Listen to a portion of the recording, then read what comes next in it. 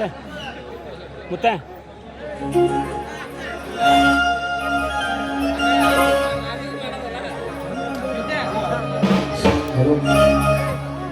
ಏ ಭೂ ಮಾತೆ, ನಿನ್ನ ಅಪಾರವಾದ ಮಹಿಮೆ ಬಹುದೊಡ್ಡದು.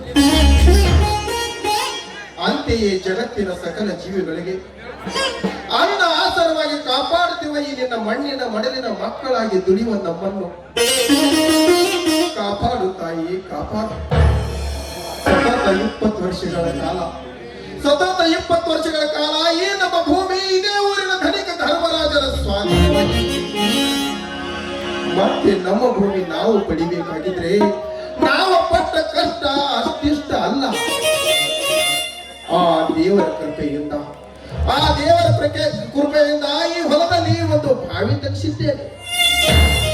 ಸಾಕಷ್ಟು ಜಲಮಾತೆ ದೊರಕಿಸಿದ್ದಾರೆ. ಅದಕ್ಕೋಸ್ಕರ ಗಂಗಾ ಮಾತೆಯ ಪೂಜೆಯನ್ನು ನೆರವೇರಿಸಿಕೊಂಡಿದ್ದೇನೆ. ಏನ್ ಶಿವಣ್ಣ, ನಿನ್ನ ಅದೃಷ್ಟ ಬಹಳ ಚೆನ್ನಾಗೈತಿ. ಇಷ್ಟು ದಿನ ನೀನು ಪಟ್ಟ ಕಷ್ಟ ನೋಡಿದ್ರೆ ನಿಜವಾಗಲೂ ನೀನು ಮನುಷ್ಯನೇ ಆಗದಿದೆಯಲ್ಲ. ಆ ದೇವರ ಕೃಪೆ ನಿನ್ನ ಮೇಲೆ ಐತಿ. ಈ ಊರಾಗ ಶ್ರೀಮಂತನಾಗಿ ಮೆರೆಯುತ್ತಿರುವ ಧನಿಕ ಧರ್ಮರಾಜನ ಕೈಯಾಗ ಯಾರ್ಯಾರು ಹೊಲ ಮನೆ ಅವ್ರ ಕೈ ಸೇರ್ಯಾವೋ ಅವು ಯಾರಿಗೂ ಹೊಳಿ ಸಿಕ್ಕಿಲ್ಲ. ಅವರ ಬಡ್ಡಿ ಸಾಲದಾಗ ಸಿಕ್ಕೊಂಡು ಇವರಿಗೂ ನಮಗೂ ಮನಗಾಕ ಮನೆ ಇಲ್ಲ, ಬಿತ್ತಾಕ ಹೊಲ ಇಲ್ಲ. ಮತ್ತೆ ನಮ್ಮ ಭೂಮಿ ನಮ್ಮ ಕೈ ಸೇರ್ತಿ ಅಂತ ತಿಳಿದುಕೊಂಡೇನೆ. ಆ ಧರ್ಮರಾಜ ಮಾಡುವ ಒಂದೊಂದು ಕೆಟ್ಟ ಕೃತಿಯನ್ನು ನನ್ನ ಪುಟದಲ್ಲಿ ಬರೆದಿಟ್ಟುಕೊಂಡಿದ್ದೇನೆ. ಅದಕ್ಕೆ ಸ್ವಲ್ಪ ತಲೆವಾಗಿ ನುಡಿದಿದ್ದಾನೆ ಆ ಧನಿಕ. ಆದರೆ ಬಡವರ ಮೇಲೆ ಮಾಡುವ ಅನ್ಯಾಯಕ್ಕೆ ನಾನೆಂದೂ ಸುಮ್ಮನಿರುವುದಿಲ್ಲ.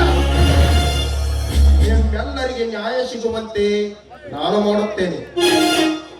ಅಣ್ಣ, ಆ ಧನಿಕರ ಸಹವಾಸ ನಮಗೆ ನೀನೇ ಹೇಳು. ಅದು ಅಲ್ಲದೆ ಈ ಊರಿಗೆ ಹುಲಿ ಇದ್ದ ಹಾಗೆ ಅವರು. ಜ್ಯೋತಿ, ಇದು ಸರಿನಾ? ನೀನೇ ಹೇಳು. ಅಣ್ಣ, ಇದು ತಪ್ಪು ನಿಜ. ಆದ್ರೆ ಹಣ ಇದೆ ಅಂತ ತಿಳಿದುಕೊಂಡು ಹೆಣತ್ರಿ ನಾನು ಮಾತಾಡಿಸಬಲ್ಲೆ ಎಂಬ ಗರ್ವ ಅವನಲ್ಲಿ. ಹೀಗಿರುವಾಗ ಅವರ ವಿಚಾರ ನೀವೇಕೆ ಮಾಡ್ತೀರಾ? ನಮ್ಮ ಭೂಮಿ ನಮ್ಮ ಕೈ ಸೇರಿತಲ್ಲ, ಅಷ್ಟೇ ಸಾಕು. ಬೇಕೇ ಬೇಕಮ್ಮ, ಬೇಕೇ ಬೇಕು. ಎಲ್ಲರ ಹಿತಶಕ್ತಿಯೂ ನಮಗೆ ಬೇಕು. ಆ ಧರ್ಮರಾಜನ ದಬ್ಬಾಳಿಕೆಯಿಂದಲ್ಲವೇ ಈ ನಮ್ಮ ಕಾಲದ ತಂದೆ ತಾಯಿಯನ್ನು ಕಳೆದುಕೊಂಡು ಅನಾಥರು. ಆ ಧನಿಕನ ಹಿನ್ನೆಲೆ ನಿನಗಿನ್ನೂ ಗೊತ್ತಿಲ್ಲ ಬಿಡಮ್ಮ, ಗೊತ್ತಿಲ್ಲ. ಹೋಗಲಿ ಬಿಡು ಶಿವಣ್ಣ. ಪಾಪ ತಿಳಿಲಾರದ ತಂಗಿ ಹೆದರಿ ಮಾತನಾಡುತ್ತದೆ. ಅಂತೂ ಶ್ರಮಪಟ್ಟು ನೀನು ಹೊಲದಲ್ಲೊಂದು ಬಾವಿ ತರಿಸಿದಿ. ನಿನ್ನ ತಮ್ಮ ರಮೇಶನನ್ನು ಸಾಕಷ್ಟು ಓದಿಸಿ ವಿದ್ಯಾವಂತನಾಗಿ ಮಾಡಿದಿ.